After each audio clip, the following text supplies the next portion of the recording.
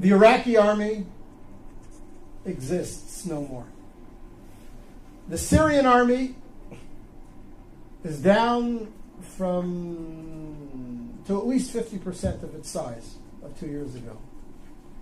The Egyptian army, all of its 14 divisions, maybe 7 are in any way active, not corroded, corrupt, falling apart. The Arab military threat to Israel has evaporated. Arab societies, as you all know, from Libya and Tunisia through Egypt to Syria, and it'll yet, unfortunately, come to Jordan, are so convulsed with internal conflict that for the next 2 to 3 to 4 decades, they're going to be racked by such internal tensions and such internal economic disparities and needs that their ability to mount a coordinated offensive against Israel in the conventional military sense is simply gone. It's gone. It's gone. So before we start discussing all the threats and the emerging threats and the dangers that are posed to Israel from the crumbling of the old Arab architecture around Israel, first let's recognize that the conventional military threat against Israel has greatly disappeared. And that is a net gain for Israel. It has tremendous long-term significance. Now, we all know that there are new threats emerging. What was the authoritarian control over countries like Egypt, where the security services had penetrated every element in society. You couldn't burp, you couldn't breathe, you couldn't blow your nose without somebody in the security services knowing about it. That's all gone.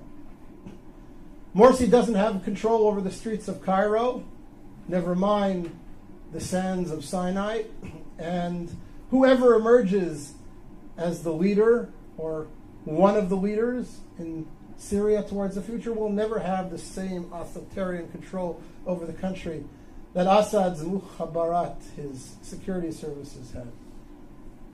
So that creates potential for great conflict. We all know about the threat of weapon stocks, missiles spreading all over, new weapon systems coming into the region, whether it be from Iran or from Russia.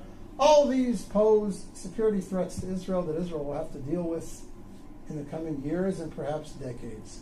But the conventional military threat, the Israeli fear that the combined armies of Egypt, Iraq, Syria are going to mount a coordinated offensive like they did in the Yom Kippur War against Israel, that's gone. That's gone, thank God, it's gone. And therefore I say to you, again, Israel is winning.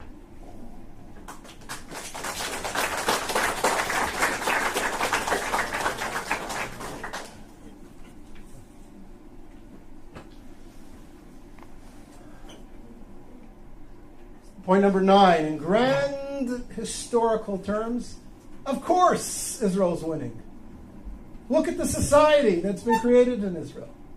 Look at the creativity of the Israeli community.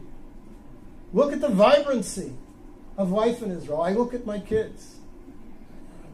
I have a son-in-law who's a software engineer in Israeli military intelligence.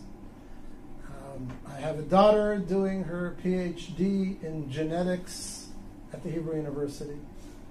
I have a daughter studying architecture at Ariel University in Samaria. I have a son completing his bachelor's degree in computer science in high school, and he will graduate high school with his degree in computer sciences, and he has studied intensively 17 tractates of the Talmud, and he knows his Bible inside out and backwards. And I have 2 younger kids who are in younger grades, and I look at them and I see their contributions and their future contributions to Israeli society, and I look at their friends who are all doing similar exciting things, And one of my daughters is a little bit of an artist as well. And you look at this and you say, what a wonderful youth we have. What a powerful country we have.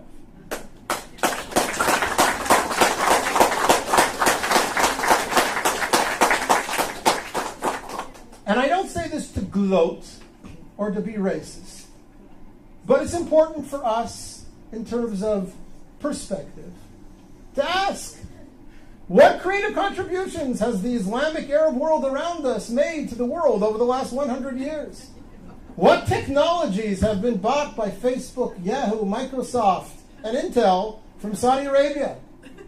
What's the gross national product of all 40 Arab countries around us put together, leaving oil aside? And again, not because I mean to